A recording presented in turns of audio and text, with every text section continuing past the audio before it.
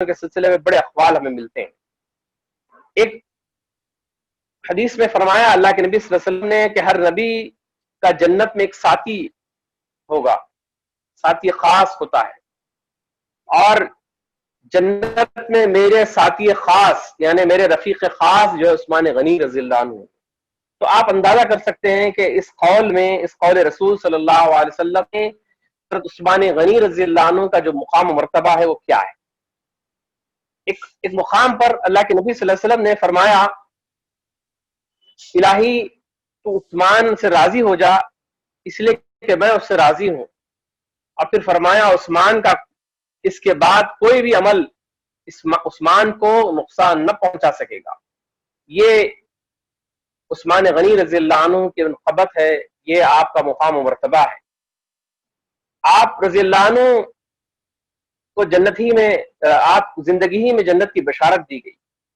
آپ رضی اللہ عنہ اسلامی تاریخ کے تیسرے خلیفہ ہیں۔ دین اسلام کی بڑی خدمت آپ نے کی۔ 586 عیسوی میں شہر کا پیدائش ہوتی۔ میں بہت زیادہ تفصیلات میں نہ جاتے ہوئے جو اہم باتیں ہیں وہ آپ کے سامنے رکھتا ہوں تاکہ وہ ہم سب کی تذکیر کا سامان ہو جائے، اس لیے کہ واقعات سے، تفصیلات سے بھی ہمیں واقف ہونا چاہیے، لیکن ظاہر سی بات ہے کم وقت میں بہت زیادہ اس کو کچھ نہیں کہا جا سکتا ہے۔ 586 عیسوی میں شہر مکہ میں آپ کی ولادت ہوتی ہے۔ نبی کریم صلی اللہ علیہ وسلم سے 6 سال عمر میں چھوٹے تھے۔ آپ کی عمر 80 سال سے زائد تھی جب آپ کی شہادت ہوئی۔ 12 سال تک تقریباً آپ نے 12 سال سے کچھ دن کم آپ نے خلافت کی ذمہ داریاں انجام دی، اور کئی لاکھ مربع میل کا رقبہ آپ کی دور خلافت میں فتح ہوا۔ آپ کا نام نامی عثمان بن عفان تھا، کنیت ابو عبداللہ اور ابو عمار تھی۔ آپ اس نام سے مشہور ہوئے عثمان بن عفان، اور لقب آپ کا غنی پڑا اور ذو النورین پڑا۔ غنی اس لیے پڑا کہ بہت زیادہ اللہ کی راہ میں خرچ کرنے والے، دین اسلام کی خدمت کے لیے خرچ کرنے والے، محتاجوں غریبوں پر خرچ کرنے والے تھے۔ ذو النورین اس لیے پڑا کہ نبی کریم صلی اللہ علیہ وسلم کی 2 صحابزادگیان یعنی بی بی رقیہ رضی اللہ عنہ اور بی بی ام کلثوم رضی اللہ عنہ یہ کے بعد دیگرے آپ کی زوجیت میں آئیں۔ یہ واحد صحابی ہیں جن کو اس بات کا اعزاز ملا کہ آپ کی نبی کریم صلی اللہ علیہ وسلم کی 2 صاحبزادیوں سے آپ نے یہ کے بعد دیگرے یعنی ایک کے انتقال کے بعد دوسری صاحبزادی سے آپ کا نکاح ہوا۔ تو اس لیے ذو النورین یعنی 2 نور والا آپ کا جو ہے لقب پڑا۔ یہ 2 القاب سے زیادہ آپ کو جانا جاتا ہے۔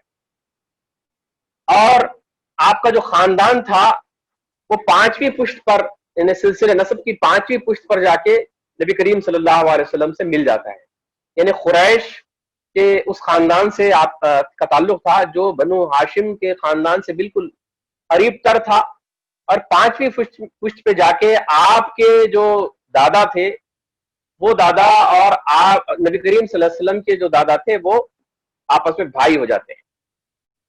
آپ بنو امیہ سے تھے، اموی تھے، اور اموی دور خلافت اسلام کی تاریخ کا گولڈن پیریڈ کہا جاتا ہے۔ یہ بات آپ ذرا یاد رکھ لیں کہ اموی دور خلافت اسلام کی تاریخ کا گولڈن پیریڈ کہلایا جاتا ہے، یعنی اتنا زبردست خاندان تھا۔ فتوحات کے اعتبار سے، ترقی کے اعتبار سے، گڈ گورننس کے اعتبار سے، اور ایکسپینشن کے اعتبار سے آپ کا جو دور آپ کا یا آپ کے تمام خاندان کا جو دور خلافت جس کو اموی دور کہا جاتا ہے وہ گولڈن پیریڈ کہا جاتا ہے۔ تو آپ اموی خاندان سے تھے، آپ کے دادا کا نام امیہ تھا، نبی کریم صلی اللہ علیہ وسلم کے دادا کا نام ہاشم تھا، ہاشم کے بھتیجے امیہ تھے۔ تو اس لحاظ سے آپ بڑے خاندان کے تھے، اور قریش کے اندر یہ 2 خاندان بنو ہاشم اور بنو امیہ یہ دونوں برابر کے خاندان کے تھے. بڑی بڑی فضیلت اس کی.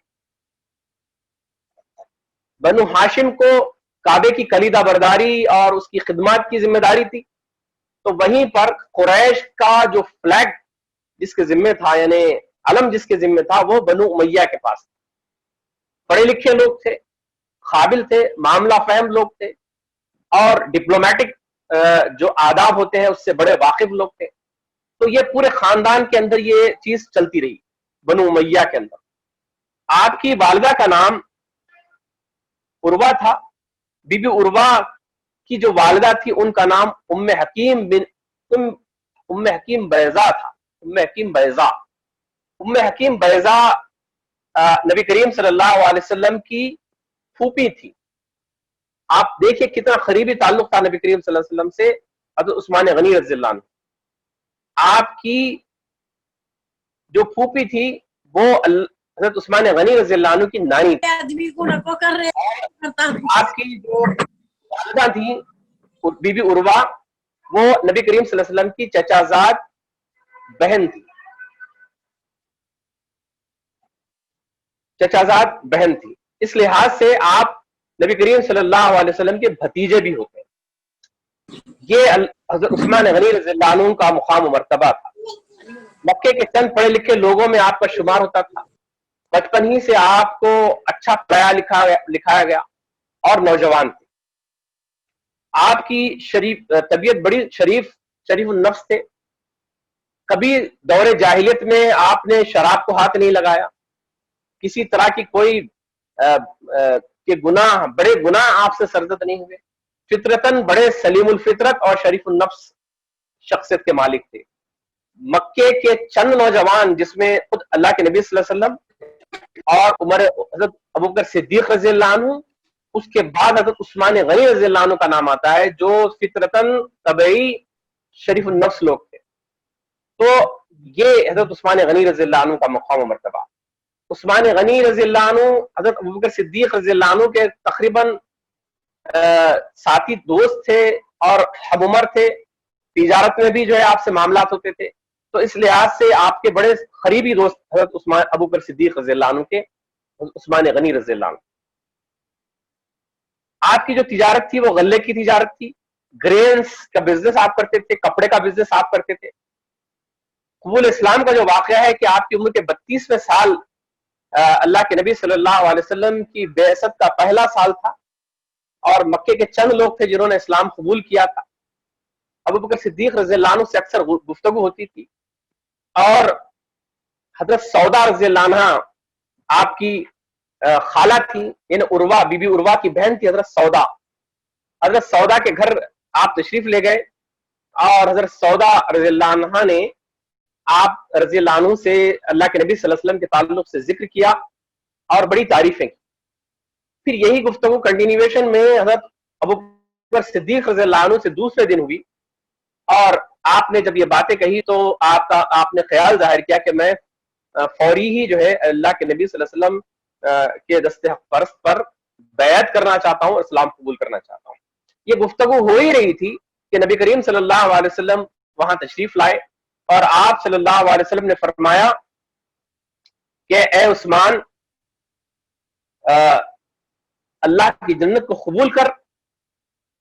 اللہ نے مجھے تیرے اور تمام خلقت کے لیے نبی بنا کر کے بھیجا ہے. یہ بات آپ نے کہی تو فوری حضرت عثمان غنی رضی اللہ عنہ آگے بڑھے اور نبی کریم صلی اللہ علیہ وسلم کا دست مبارک اپنے ہاتھوں میں لیا، رکھ کر اشہد ان لا الہ الا اللہ واشہد ان محمد رسول اللہ کہا. یہ آپ کی 32ویں زندگی کا 32واں سال تھا جب آپ نے اسلام قبول کیا، اور بعثت کا پہلا سال تھا. تو اس لحاظ سے سابقون الاولون میں سے آپ کا شمار ہوتا ہے.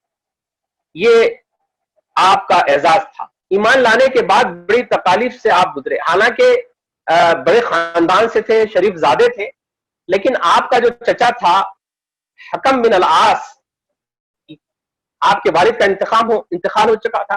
نبی کریم صلی اللہ علیہ وسلم کی بعثت یعنی آپ نبی بننے سے 6 سال قبل عفان اس دنیا سے جا چکے تھے. اب چاچا کے ساتھ آپ کا کاروباری تعلقات تھے، تو چاچا نے آپ کو پکڑا اور پکڑ کر پوچھا کہ یہ تم نے کیا کیا؟ تو کہا کہ میں نے اسلام قبول کر لیا۔ تو چچا نے آپ کو بڑا سخت سنایا اور پکڑ کر پھر جب آپ مان نہیں رہے تھے تو جھاڑ سے باندھ دیا اور دروں سے مارنے لگا، یعنی کوڑے آپ کو جو ہے لگائے گئے، دھوپ میں ٹھہرایا جاتا اور سخت اذیتیں کئی دن تک دی گئی، کئی دن تک، کئی مہینوں تک جو ہے آپ کو جو ہے ستایا جاتا اور کوڑوں سے جو ہے مارا جاتا، اور آپ سے اصرار کیا جاتا کہ جو ہے آپ جو ہے اس دین حق سے جو ہے متنفر ہو جائیں اور اس کو چھوڑ دیں، لیکن آپ نے کبھی اس پر جو ہے کمپرومائز نہیں کیا اور جو ہے اس کو گوارا نہیں کیا، یہاں تک کہ حکم بن العاص جو ہے مار کر تھک جاتا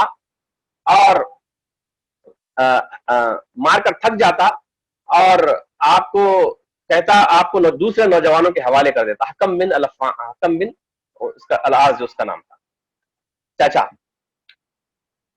آپ نے اس پر بھی جو ہے صبر کیا اور اس پر جو ہے استقامت کا مظاہرہ کیا۔ نبی کریم صلی اللہ علیہ وسلم نے اپنی ایک صاحبزادی بی بی رقیہ رضی اللہ عنہا کا آپ سے نکاح فرما دیا۔ نبوت کا 6واں سال تھا، جب نبوت کا دوسرا سال تھا، جب اللہ کے نبی صلی اللہ علیہ وسلم نے اپنے برگزیدہ صحابی کو اور اپنے داماد کو بلا کر کے کہا کہ دیکھو اب تمہارے لیے مکے میں جینا مشکل ہو رہا ہے، اور ایک تم تاجر پیشہ آدمی ہو، باصلاحیت فرد ہو، یہاں رہو گے تو یہ اسی طریقے سے ستایا جائے گا، لہذا تم ہجرت کو۔ تو پہلی ہجرت حبشہ ہوتی ہے، اور نبوت کے 5ویں سال معاف کیجئے، نبوت کے 5ویں سال ہجرت، یہ پہلا گروہ جملہ 12 لوگوں کا گروہ جو ہے، جس میں 12 مرد اور 4 خواتین، یعنی ٹوٹل 16 لوگ جو ہے ہجرت کرتے ہیں حبشہ کی طرف۔ حبشہ آپ جانتے ہیں ایتھوپیا، جو آج کا جو ایتھوپیا ہے، بحر قلزم کے اس پار، بحر قلزم کے کنارے، وہاں کا بادشاہ نجاشی، جس کے بارے میں اللہ کے نبی صلی اللہ علیہ وسلم نے فرمایا کہ وہ انصاف پسند آدمی ہے اور تمہیں وہاں پر مقام ملے گا۔ تو چنانچہ یہ پہلی ہجرت حبشہ ہوتی ہے، اور عثمان غنی رضی اللہ عنہ کو یہ اعزاز حاصل ہوا کہ اللہ کے نبی صلی اللہ علیہ وسلم نے فرمایا کہ روح زمین پر سیدنا ابراہیم اور سیدنا لوط علیہ السلام کے بعد عثمان غنی رضی اللہ عنہ پہلے صحابی ہیں جنہوں نے اپنے اہل کے ساتھ، یعنی اپنے خاندان کے ساتھ ہجرت کی۔ ابھی تک دونوں میاں بیوی ہیں، کوئی اولاد نہیں۔ جب حبشہ ہجرت کرتے ہیں تو وہاں آپ کے بیٹے بی بی رقیہ رضی اللہ عنہ سے آپ کے بیٹے پیدا ہوتے ہیں جن کا نام عبداللہ تھا۔ تو آپ نے ہجرت کی، پہلی بار ہجرت کی۔ ہجرت کے بعد جب آپ کو معلوم ہوا کہ مکے کے اندر لوگ جو ہے اسلام قبول کر لیے ہیں، ایک جھوٹی اطلاع تھی جو دی گئی تھی، لوگ اسلام قبول کر لیے ہیں، تو آپ رضی اللہ عنہ پھر جو ہے آپ نے واپسی کا ارادہ کیا اور واپس ہوئے۔ چنانچہ جب مکہ کے قریب پہنچے تو آپ کو معلوم ہوا کہ یہ وہ جو خبر تھی وہ جھوٹی تھی، لہذا واپس جانا آپ نے مناسب نہیں سمجھا، اور پھر کسی ایک سردار کی امان میں مکہ میں داخل ہوئے، کچھ مہینے وہاں قیام کیا، اور پھر اللہ کے نبی صلی اللہ علیہ وسلم نے کہا کہ اب یہاں سے جاؤ۔ تو دوسری مرتبہ آپ نے ہجرت فرمائی۔ اس موقع پر 102 مرد و خواتین نے ہجرت کی۔ پہلے موقع پہ بھی آپ کو جو ہے اس قافلے کا امیر بنایا گیا تھا، دوسرے موقع پر بھی آپ کو اس قافلے کا امیر بنایا گیا۔ تو آپ کو یہ اعزاز حاصل رہا کہ پہلی دفعہ اور دوسری دفعہ آپ نے ہجرت کی حبشہ کی طرف۔ اسی طریقے سے آپ رضی اللہ عنہ کی بڑی قربانی رہی ہے دین اسلام کی۔ جب آپ وہاں پر قیام کرے، آپ نے دیکھا کہ اب مجھے واپس مکہ آنا چاہیے، تو ہجرت حبشہ کے کئی سال بعد پھر آپ مکہ واپس ہوئے۔ اس وقت تک مدینہ کی ہجرت نہیں ہوئی، اور مکے میں مسلمانوں کو بڑا سخت ستایا اور اذیت دی جا رہی تھی۔ چنانچہ نبی کریم صلی اللہ علیہ وسلم نے اہل ایمان کو کہا کہ اب تم ہجرت کرو، اور پھر اس طریقے سے یثرب کی طرف ہجرت ہوئی۔ تو پھر آپ نے اپنے اہل کے ساتھ مکے سے مدینہ کی طرف بھی ہجرت فرمائی، یعنی تیسری ہجرت آپ نے مکے سے مدینے کی طرف کی. تو 3 دفعہ ہجرت کا جو ہے اعزاز آپ کو جو ہے حاصل ہوا حضرت عثمان غنی رضی اللہ عنہ. چونکہ آپ تاجر تھے، مدینہ جب تشریف لائے تو ایک صحابی کے پاس آپ نے قیام کیا، اور بڑے زبردست جلیل القدر صحابی تھے وہ، مکے کے سرداروں، مدینے کے سرداروں میں سے تھے. مجھے اس وقت نام یاد نہیں آ رہا ہے ان کا، بڑے صحابی تھے. وہاں پر آپ نے قیام فرمایا، ان کی مہمان نوازی میں رہے. نبی کریم صلی اللہ علیہ وسلم جب مدینہ تشریف لائے ہجرت کر کے، تو آپ نے مواقعات یعنی جو بھائی چارگی قائم کی، تو پھر اسی میزبان صحابی کو آپ کے ذمہ دے دیا. تو اس طریقے سے آپ کی بھائی چارگی ان سے قائم. تاجر پیشہ تھے تو تجارت کی، مالدار بھی تھے، خاندانی رئیس تھے، تجارت کی، کپڑے کی تجارت کی، اور بہت زیادہ جو ہے کامیاب تاجر آپ رضی اللہ عنہ بنے. مدینے میں جب آپ تشریف لے گئے تو اس موقع، اس وقت مدینے کے اندر پانی کی بڑی سخت جو ہے تکلیف ہوتی تھی. لوگوں کے پاس، لوگوں کو پانی نہیں ملتا تھا، دور دراز سفر کر کے پانی لوگ لاتے تھے. مدینے کے اندر عین جو ہے خام پر ایک آبادی کے اندر ایک کنواں تھا جس کو بیر روما کہا جاتا. وہ بیر روما کا جو مالک تھا وہ یہودی تھا. اس یہودی نے بڑے لوگوں کو جو ہے بڑے پیسے لے کر کے اسے پانی جو ہے لینے دیتا تھا. تو مسلمانوں کے اوپر ایک بہت، مدینے کے لوگوں پر ایک بہت بڑا معاشی بوجھ پڑتا تھا پانی خریدنے کا. عثمان غنی رضی اللہ عنہ نے جب دیکھا کہ بیر روما سے پانی لینے میں بڑا خرچ آتا ہے، تو آپ نے یہودی سے گفتگو کی اور گفتگو کر کے کہا کہ میں تمہارا یہ کنواں خریدنا چاہتا ہوں. تو پہلے تو اس نے انکار کیا اور کہا کہ جو ہے میں اس کو بیچوں گا نہیں. جب آپ نے کہا کہ میں تم جتنا چاہتے ہو اس سے دگنا دے کر کے اس کو لینے تیار ہوں، تو دگنی، سیگنی اور چوگنی قیمت جب دینے پر آپ راضی ہو گئے، تو اس نے 20,000 درہم میں اس کنویں کا ایک حصہ جو ہے، 10,000 درہم میں کنویں کا ایک حصہ جو ہے وہ دینے پر رضامندی ظاہر کی. 20,000 درہم نہیں بلکہ 10,000 درہم میں کنویں کا ایک حصہ دینے پہ وہ راضی ہوا. ایک حصے سے مراد یہ تھی کہ ایک دن عثمان غنی رضی اللہ عنہ اس سے پانی لیں گے اور دوسرے دن یہودی لے گا. تو اس طریقے سے عثمان غنی رضی اللہ عنہ نے اپنے دن کو مسلمانوں کے لیے وقف کر دیا. یہ بہت بڑا جو ہے کام آپ نے انجام دیا. اب جب اس یہودی نے دیکھا کہ جس دن عثمان غنی رضی اللہ عنہ کا ٹائم آتا ہے تو اس مسئلے بغیر کسی پیسے کے دیے کے پانی لیتے ہیں، تو بہت زیادہ پانی لیتے ہیں اور 2 دن کی ضرورت کے اتنا پانی لے لیتے ہیں. تو اس طریقے سے دوسرے دن جو ہے لوگ کم ہونا شروع ہو گئے. اس طریقے سے اس یہودی کا کاروبار جو ہے اس کنویں سے جو ہے مند پڑ گیا. چنانچہ اس نے عثمان غنی رضی اللہ عنہ کو کہلا بھیجا کہ میں چاہتا ہوں کہ آپ یہ کنواں مکمل خرید لیں، اور اس نے کہا کہ اور مزید 10,000 درہم دے دو تو میں آپ کو یہ کنواں دے دوں گا. تو آپ نے کہا کہ اس کو میں 10 میں نہیں بلکہ 8 میں لوں گا. تو چنانچہ وہ اس پر بھی راضی ہو گیا. لہذا 18,000 درہم کے اندر وہ کنویں کی قیمت طے ہوئی، اور پورا کا پورا کنواں عثمان غنی رضی اللہ عنہ کی ملکیت بن گیا، اور آپ نے اس کو وقف کر دیا مسلمانوں کی. تو دن رات جب چاہے مسلمان اس سے پانی لے سکتے. یہ آپ کا بڑا جو ہے ایک بڑا کارنامہ. پھر مسجد نبوی جب تعمیر ہوئی، ابتداً تو ایک چھوٹے سے مقام پر وہ تعمیر ہوئی، آپ جانتے ہیں اس کی تاریخ میں تفصیلات میں نہیں جاؤں گا. نبی کریم صلی اللہ علیہ وسلم نے سہیل اور سہیل 2 یتیم بچوں سے وہ زمین خریدی تھی جو مسجد نبوی جس پر پہلے تعمیر ہوئی. سہیل اور سہیل کی وہ زمین جس پر مسجد نبوی تعمیر ہوئی وہ تنگ پڑنا شروع ہوئی. تو اللہ کے نبی صلی اللہ علیہ وسلم نے چاہا کہ مسجد سے متصل ایک بڑے پلاٹ کو خرید کر، خطے زمین کو، اراضی زمین کو خرید کر اس پر مسجد نبوی کی توسیع کی جائے. تو آپ نے مسجد نبوی صحن میں ٹھہر کر اعلان کیا کہ ہے کوئی جو مسجد نبوی کے لیے توسیع کے لیے زمین کو خریدے اور جنت میں اپنا مقام مختص کر لے.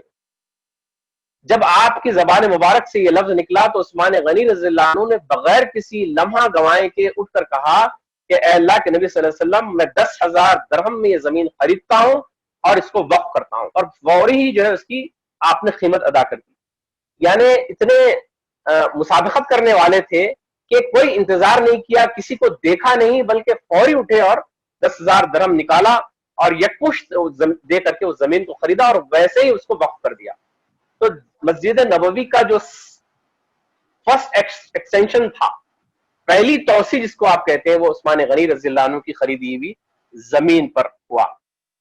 آپ کی جو شخصیت تھی وہ ملٹی ڈائمینشنل شخصیت، سخاوت میں لقب ہی آپ کو جو غنی ملا. اور میں آپ کو بتاتا چلوں، مدینے کے اندر آج بھی ایک باغ ہے جو عثمان غنی رضی اللہ عنہ کی ملکیت کہلاتا ہے، اور عثمان غنی رضی اللہ عنہ کا نام اس باغ کے مالک کے طور پر وہاں کی جو میونسپیلٹی ہے، وہاں کا جو ڈپارٹمنٹ ہے، اس کے اندر درج ہے. اور کئی ہزاروں بلکہ لاکھوں جو ہے کھجور کے درختوں سے بھرا ہوا وہ جو ہے باغ ہے.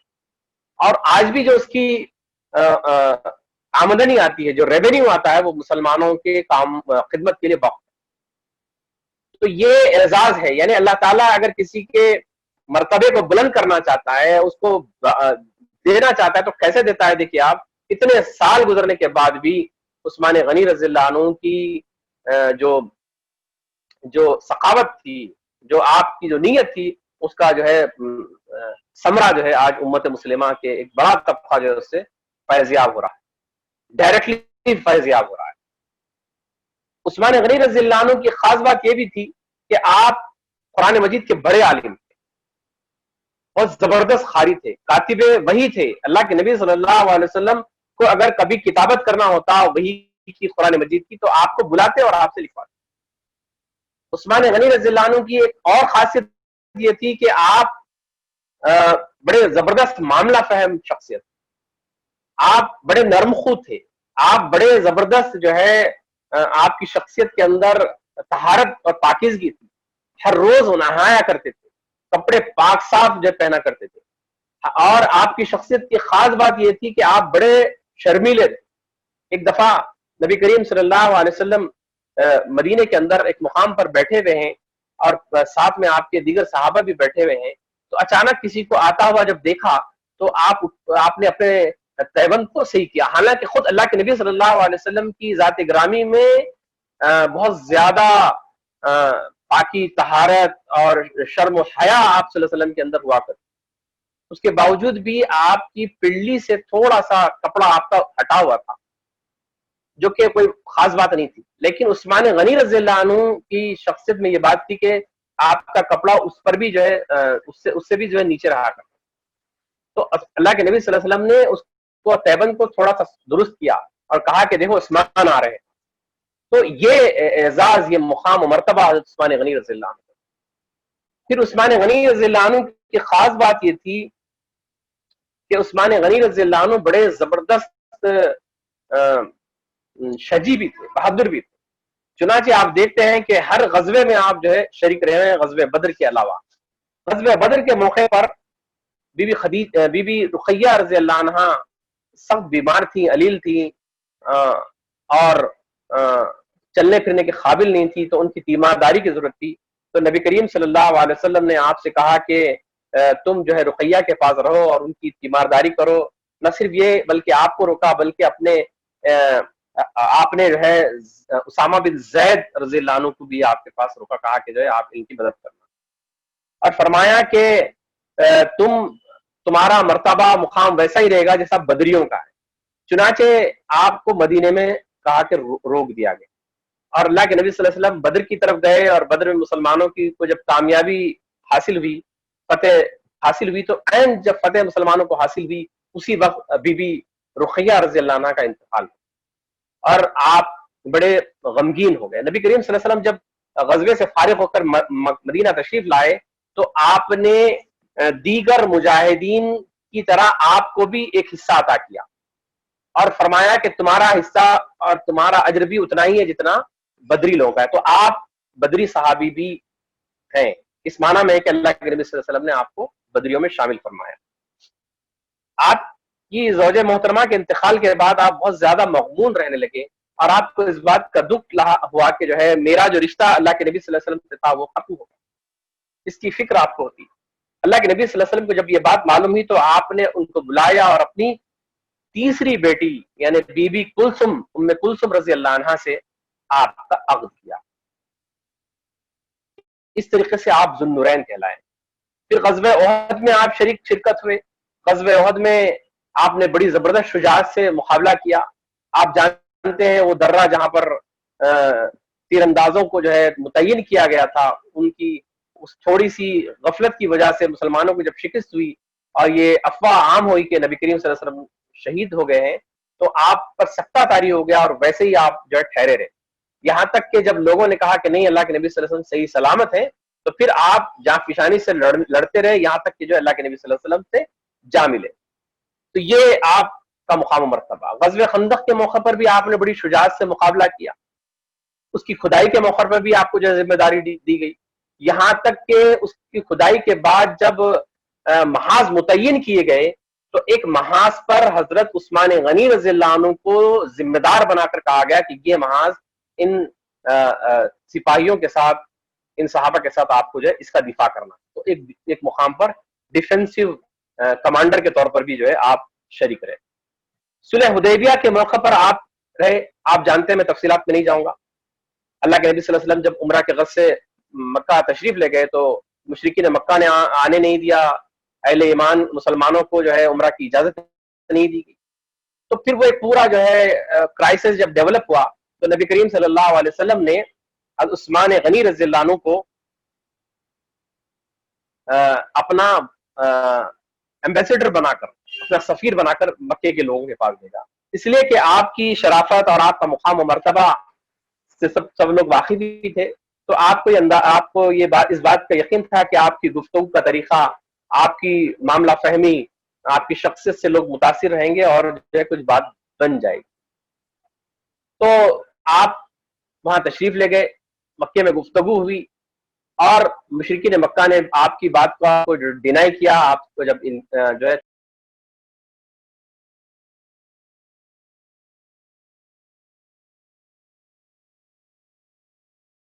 عمرہ کر لیجئے لیکن ہم دوسرے لوگوں کو عمرہ کرنے نہیں دیں گے، یعنی یہاں تک کہ محمد صلی اللہ علیہ وسلم کو بھی کرنے نہیں. تو آپ کی کا مقام و مرتبہ آپ دیکھیے، آپ کی محبت دیکھیے کہ آپ نے کہا کہ اگر نبی کریم صلی اللہ علیہ وسلم کو موقع نہیں ملتا ہے، دیگر مسلمانوں کو موقع نہیں ملتا عمرے کا، تو میں بھی نکاح نہیں کروں، عمرہ نہیں کروں گا سر. تو عمرہ آپ نے ادا نہیں کیا اور آپ کو وہاں پر روک لیا گیا. اور یہ بات عام ہو گئی کہ جو ہے آپ کو جب روک لیا گیا تو مسلمانوں نے یہ سمجھا کہ آپ کو شاید شہید کر دیا گیا. اللہ کے نبی صلی اللہ علیہ وسلم تک جب یہ بات پہنچی، یہ افواہ پہنچی، تو آپ نے بڑی سخت ناراضگی اور بڑے غمگین ہوئے آپ. اور آپ نے کہا، نبی کریم صلی اللہ علیہ وسلم نے فرمایا کہ ہم اس وقت تک یہاں سے نہیں جائیں گے جب تک کہ ہم عثمان کا بدلہ نہیں لیں گے. چنانچہ بیت رضوان، جس کے بارے میں آپ جانتے ہیں کہ بڑی اس کی قرآن مجید میں اس کا جو ہے اس کا ذکر کیا گیا اور اللہ تعالیٰ ان سے راضی ہوا.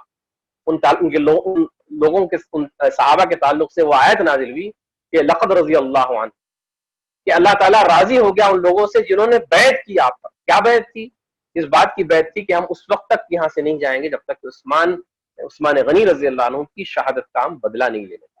باوجود اس کے کہ آپ نبی کریم صلی اللہ علیہ وسلم جنگی سامان کے ساتھ نہیں آئے، جنگی تیاری کے ساتھ نہیں آئے، لیکن ایک بڑی طاقت کا مقابلہ کرنے اہل ایمان اللہ کے نبی صلی اللہ علیہ وسلم کے ساتھ تیار ہو. اس موقع پر بھی اللہ کے نبی صلی اللہ علیہ وسلم نے عثمان غنی رضی اللہ عنہ کو اپنے اور صحابہ کے ساتھ شامل کیا. لوگ جب بیعت کر رہے تھے تو آپ نے اپنا ایک ہاتھ دوسرے ہاتھ پر رکھ کر کہا کہ یہ ہاتھ میں عثمان غنی رضی اللہ عنہ کی غیاب میں on behalf of عثمان غنی رضی اللہ عنہ رکھتا ہوں. تو یہ کہا کہ یہ عثمان کی طرف سے، یعنی آپ کو شامل کر لیا اس جماعت میں جس کے تعلق سے اللہ تبارک تعالیٰ نے کہا کہ اللہ راضی ہو گیا ان لوگوں سے. تو یہ وہ موقع تھا.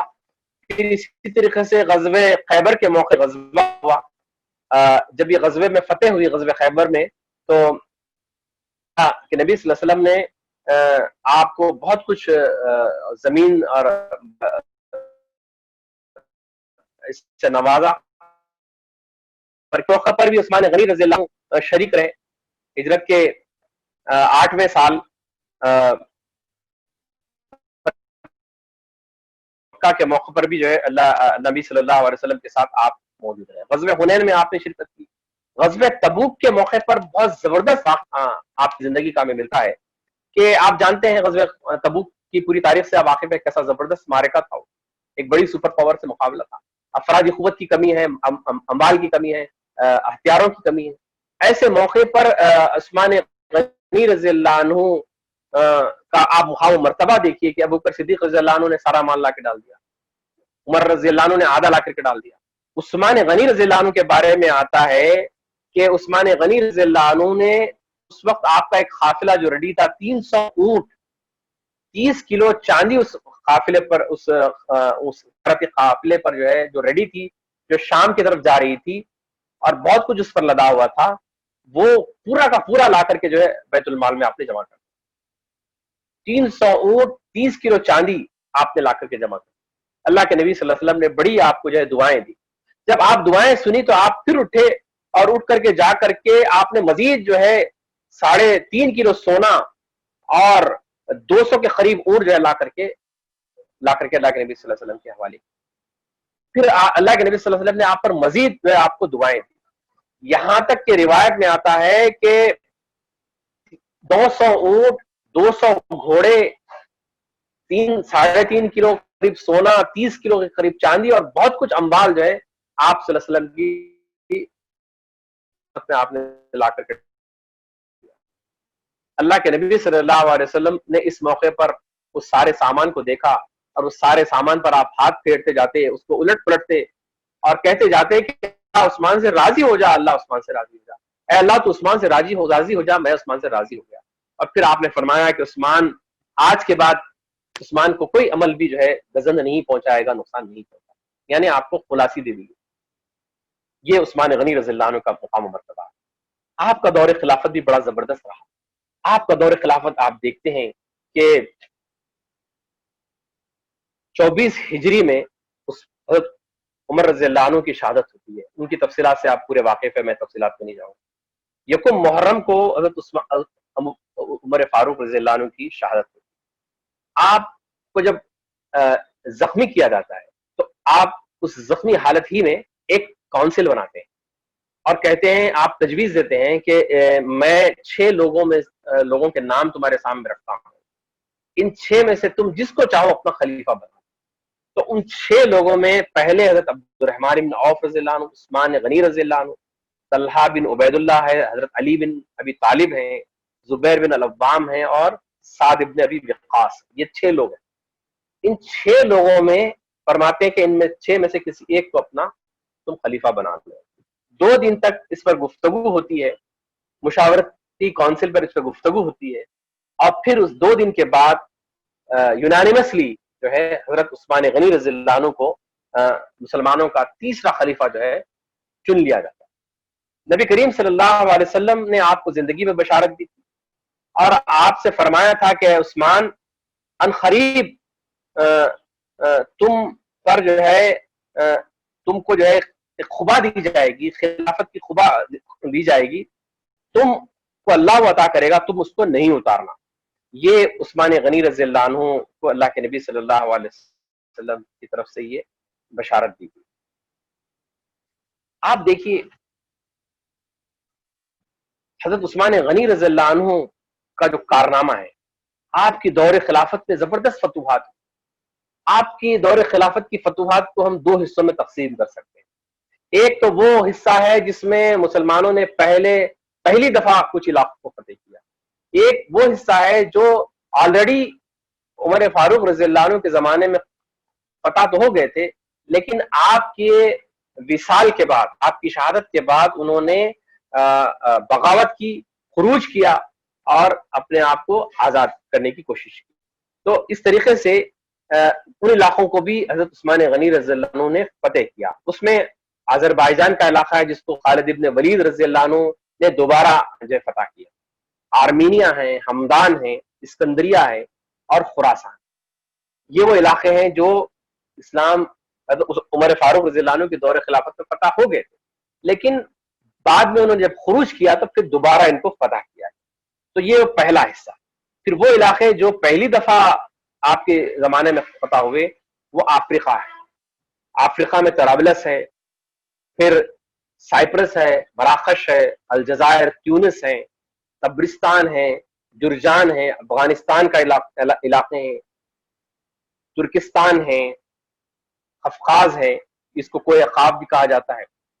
پھر وہ علاقے جو ایران کے اندر ماباقی علاقے جو عمر فاروق رضی اللہ عنہ کے زمانے میں پتہ نہیں ہوئے تھے، نیشاپور ہے اور دیگر بہت سارے ایسے علاقے جو ابھی باقی رہ گئے تھے، ان علاقوں میں یعنی مکمل فارس کو جو ان کے یعنی عثمان غنی رضی اللہ عنہ کے دور خلافت میں فتح کیا ہے. پھر آپ کی دور خلافت کا ایک زبردست کارنامہ یہ ہے کہ آپ نے نیول کمانڈ جو ہے تیار کی. حضرت معاویہ رضی اللہ عنہ نے حضرت عمر فاروق رضی اللہ عنہ کے دور میں یہ بات اس تجویز رکھی تھی کہ جو ہے رومیوں کی طرف سے ہمیں خطرات کا ہمیشہ ڈر رہتا ہے، بحر متوسط میڈیٹیرین سی کی طرف سے یہ رومی جو ہے ہم پر حملہ آور ہو سکتے ہیں، تو لہٰذا ہمیں اپنا ایک نیول کمانڈ بنانا چاہیے. تو دمشق میں پہلی دفعہ حضرت معاویہ رضی اللہ عنہ کی چونکہ وہ گورنر تھے وہاں پر، ان کی نگرانی میں حضرت عثمان غنی رضی اللہ عنہ نے نیول کمانڈ کا جو ہے وہ کیا اس کو تو پہلا نیول کمانڈ اور نیول کمانڈ نے زبردست جو ہے رول پلے کیا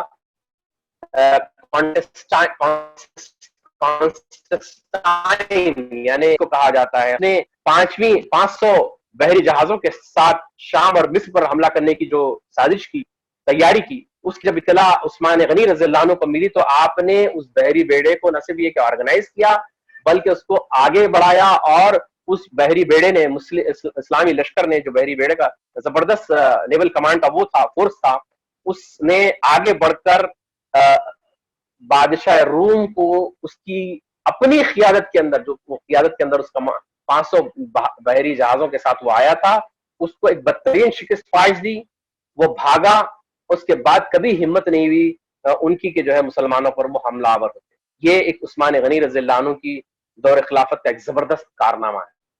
پھر آپ نے یہ کہ بڑے زبردست کام کیے، مدینے کے اندر اکثر سیلاب آ جاتا تھا، تو اس زمانے میں باضابطہ باندھ بنوائے گئے اور چھوٹے چھوٹے ندیاں بنائی گئیں، ڈیمز بنوائے گئے تاکہ جو ہے پانی کو، سیلاب کے پانی کو روک کر اس کو سینچائی کے کام کے اندر، کھیتی باڑی کے کام میں جو استعمال کیا جائے.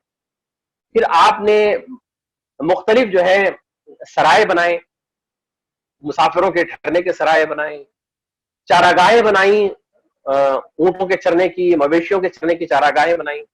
روایت میں آتا ہے کہ مدینے سے دمشق تک، مدینے سے مصر تک یعنی قاہرہ تک مختلف مقامات پر روڈ، سڑکیں بنائی گئی آپ کے دور میں، اور ان سڑکوں پر بڑے بڑے جو ہے سرائے بنائے گئے جو تجارتی قافلوں کے لیے اور مجاہدین کے لیے جو ہے زبردست جو ہے ٹھہرنے کا کام انجام دیتے، خدمت انجام دیتے. تو سرات جو ہے پیدا کی گئی سفر کے اندر، اور زبردست کام آپ نے انجام دیا.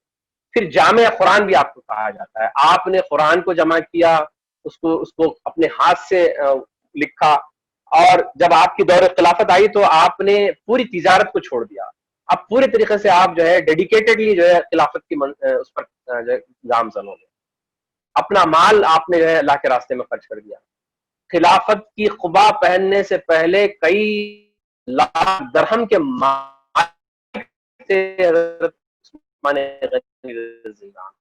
سب کچھ اللہ کے راستے میں لگا دیا. جب آپ کی شہادت کا وقت آیا تو 22 غلام آپ کے تھے اور 2 اونٹ آپ کے پاس تھے، کھانے پینے کی چند اشیاء آپ کے پاس تھیں، اور آپ گھر کے اندر آپ اپنی بیوی زوجہ محترمہ کے ساتھ تنہا. تو حضرت عثمان غنی رضی اللہ عنہ کا یہ معاملہ، اتنے بڑے تاجر تھے، کامیاب تاجر تھے، اللہ کے راستے میں انہوں نے سب کچھ خرچ کیا. عثمان غنی رضی اللہ عنہ کی شہادت تاریخ اسلام کا ایک کربناک سانحہ ہے.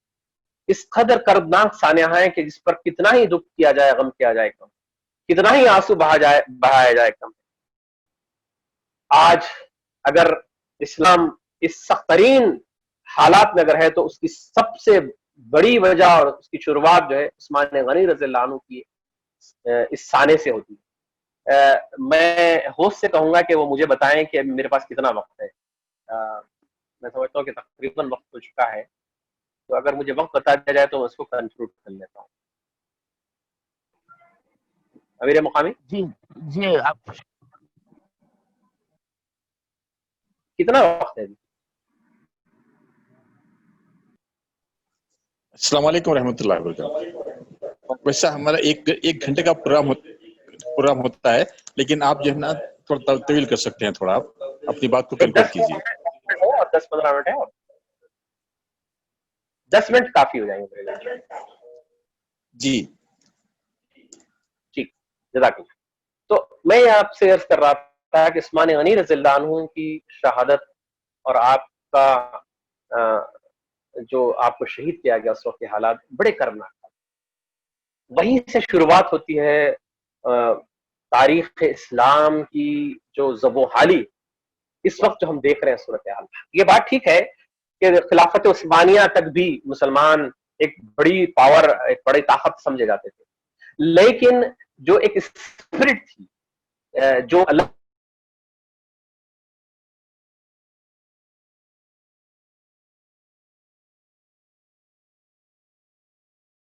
کہ نبی صلی اللہ علیہ وسلم ابو صدیق رضی اللہ عنہ کے زمانے میں حضرت عمر فاروق امیج بنا تھا، اور اسلامی سیاست کا جو امیج بنا تھا اور مسلمانوں کے تعلق سے جو امیج بنا تھا، وہ اس امیج کی جو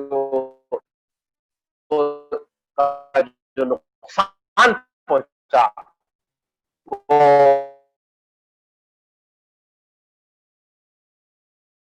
یہ یہودی تھا.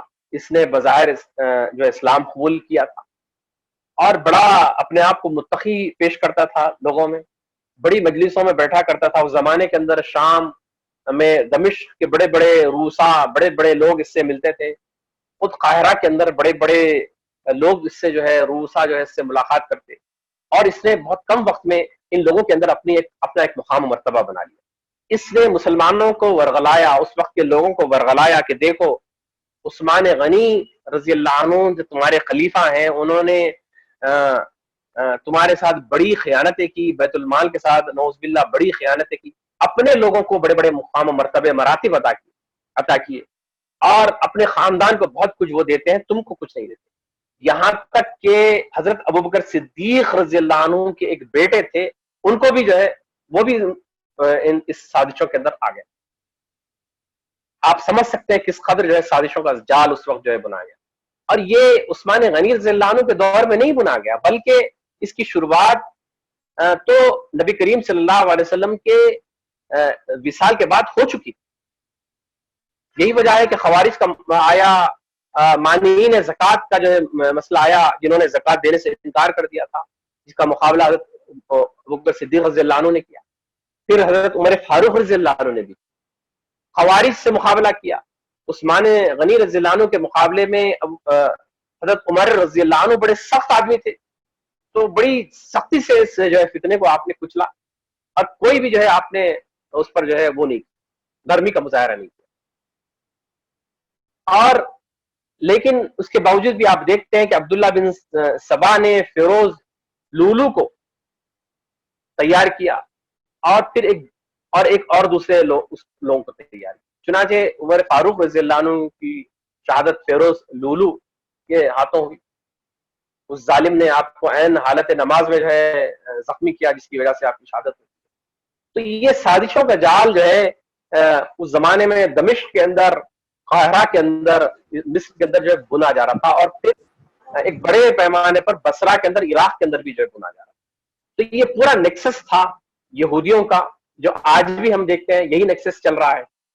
دمشق میں شام میں دمشق، عراق کے اندر بصرہ، کوفہ، اور پھر مصر کے اندر قاہرہ، یہ مرکز بنے ہوئے، اس سازشوں کا مرکز بنے ہوئے. تو ان حالات میں عثمان غنی رضی اللہ عنہ پر یہ الزام لگائے گئے کہ وہ اپنے خاندان کو بہت کچھ دیتے ہیں اور ان کے ساتھ جو ہے نرمی کا معاملہ کرتے ہیں، دوسروں کو نہیں دیتے. اس تعلق سے بہت سارے ایلیگیشنز لگائے گئے، اور اس کی تفصیلات پہ میں نہیں جاؤں گا. اور وہ باتیں اس وقت کے اکابر صحابہ، اس وقت کی جو مشاورتی کونسل تھی اس میں، اور دیگر لوگوں تک بھی آتی رہی، خطوط کے ذریعے سے آئے، نمائندے آئے، اور اس وقت کی شورا اور اس وقت کے صحابہ تک کی باتیں پہنچی. تو عثمان غنی رضی اللہ عنہ کو سے پوچھا گیا کہ آپ پر یہ الزامات ہیں اور یہ الزامات آپ پر جو لگائے جا رہے ہیں کیا وہ صحیح ہیں؟ تو آپ نے اس کا جو ہے جواب دیا، اور جب آپ نے جواب پیش کیا تو تمام مطمئن ہوئے، جو اس وقت کے لوگ تھے اکابر صحابہ تھے وہ مطمئن۔ آپ نے کہا کہ جو ہے میں اپنے خاندان کے لوگوں کے ساتھ کوئی جو ہے غیر ضروری زیادتی پر مبنی جو ہے کوئی خیرخواہی نہیں کرتا ہوں، بلکہ اللہ تعالیٰ نے جو خاندان کے لوگوں کے ساتھ جو شفقت کا معاملہ کرنا ہے وہ کرتا، مگر مسلمانوں کے اجتماعی معاملہ، مسلمانوں کے مال کے سلسلے میں اگر میں کوئی خیانت کرتا ہوں تو یہ بات غلط ہے، ایسی کوئی بات نہیں، میں کوئی بدترین خیانت نہیں کرتا۔ بہت ساری باتیں کہی گئی، تو آپ نے اس کا جو ہے جواب دیا، اور کسی حد تک بلکہ بڑی حد تک سے اس وقت کے صحابہ مطمئن بھی ہوئے اور اس جواب کو جو ہے لوگوں تک پہنچایا۔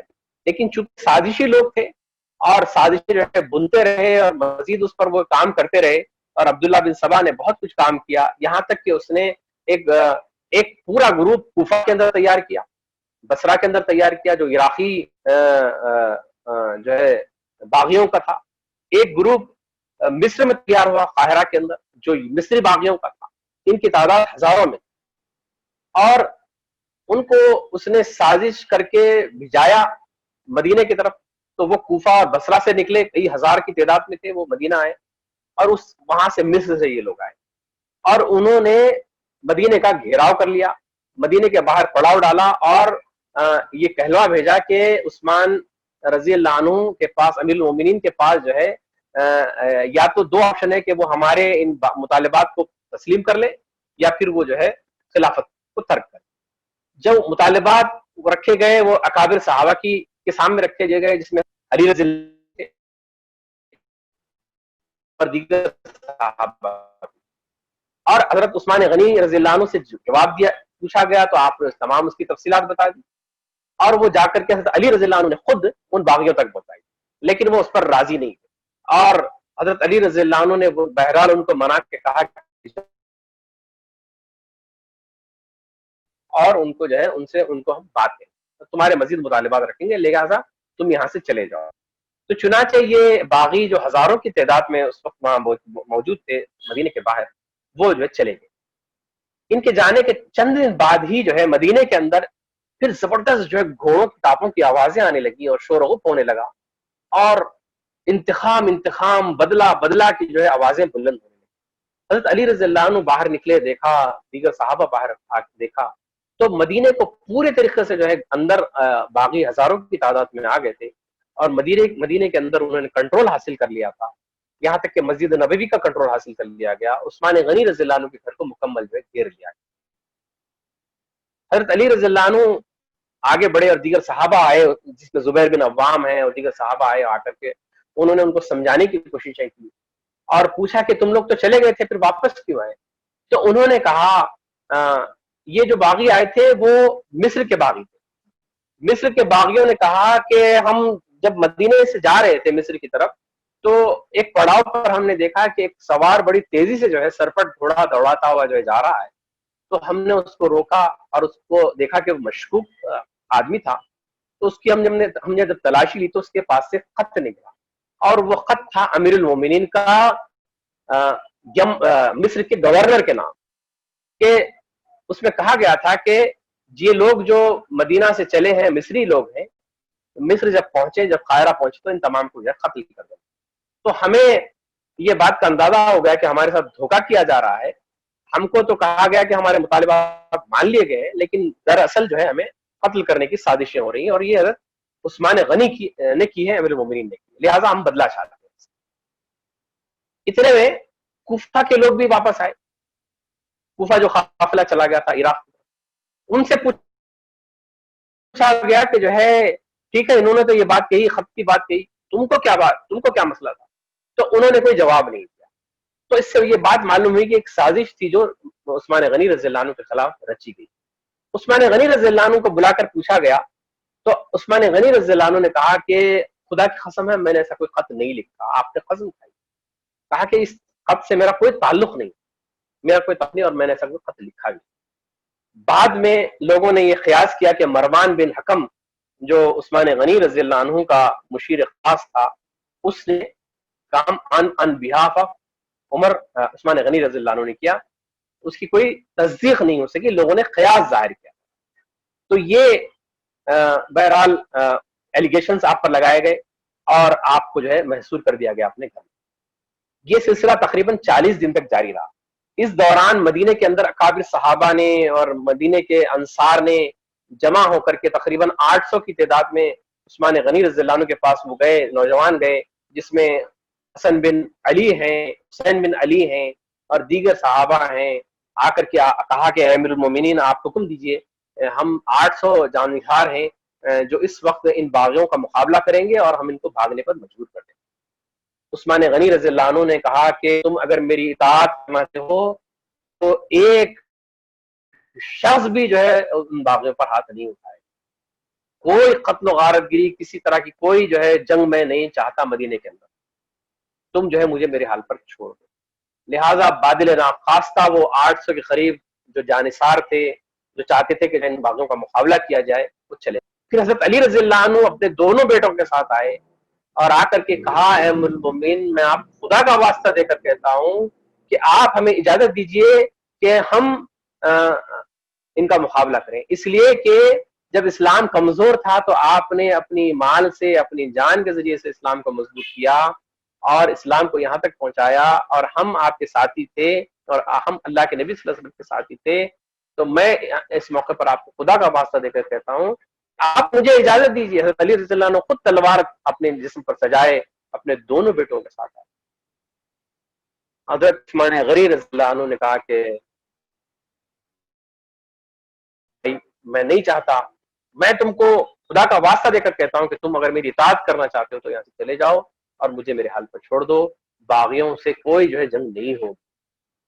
کلیئرلی سٹینڈ تھا حضرت عثمان غنی رضی اللہ عنہ. اب اس مزید یہ جب آپ کا محاصرہ کیا گیا تو بڑی سخت کربناک جو صورتحال بنی وہ یہ کہ جو ہے آپ کو پانی بند کر دیا گیا، آپ کا راستہ مسدود کر دیا گیا. عثمان غنی رضی اللہ عنہ تشریف اپنے چھت پر تشریف لائے اور آ کر کے کہا کہ دیکھو جس کنویں کے پانی سے تم مجھے روکتے ہو اس کنویں کو میں نے ہی خرید کر مسلمانوں کے حوالے کیا. آپ نے ایک کے بعد ایک اپنے تعلقات کو جو ہے ظاہر کیا. کہا کہ نبی کریم صلی اللہ علیہ وسلم سے میرا تعلق یہ ہے کہ میں نے آپ کی 2 بیٹیوں سے میں نے نکاح کیا، میں آپ کا رشتے میں بھائی ہوتا ہوں، میں تمہارا خلیفہ ہوں. بہرحال مختلف طریقے سے آپ نے اپنی جو باتیں رکھنا چاہتے تھے وہ اس کا مقصد یہ نہیں تھا کہ جو ہے اپنی تعریف کروانا چاہتے تھے، بلکہ آپ نے اپنا واسطہ دے کر کے کہا کہ خدا کے لیے یہاں پر قتل و غارت گری مت کرو، چلے. لیکن ان ظالموں نے اس بات کو نہیں مانا.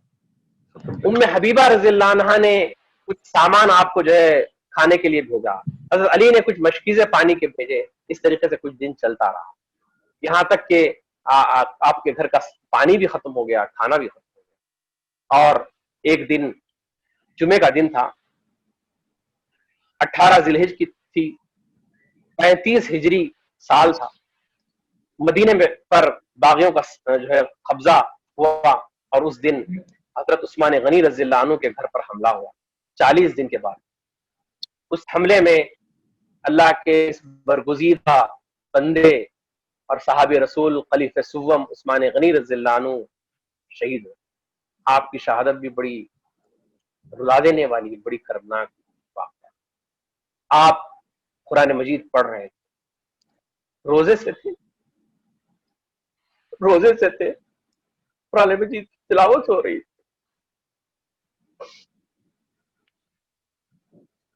ظالم گھر میں گھستے ہیں اور سلاخوں سے آپ پر حملہ ہوتا ہے، تلوار سے آپ پر حملہ ہوتا ہے.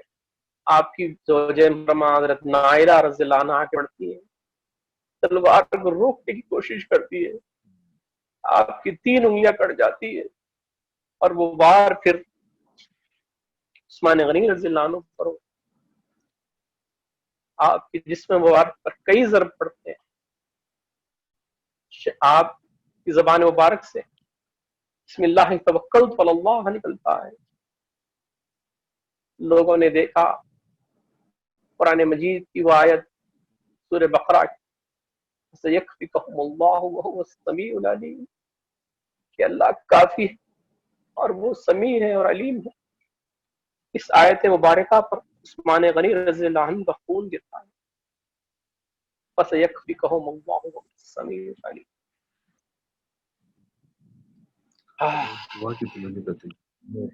عثمان غنی رضی اللہ عنہ 2 دن تک آپ کی میت یوں ہی پڑی رہی اپنے گھر میں، کوئی آگے نہیں آتا، کسی کو آگے آنے کی جو ہے اجازت نہیں دی جاتی، اگر آگے بڑھیں گے تو قتل و غارت کی ہوگی۔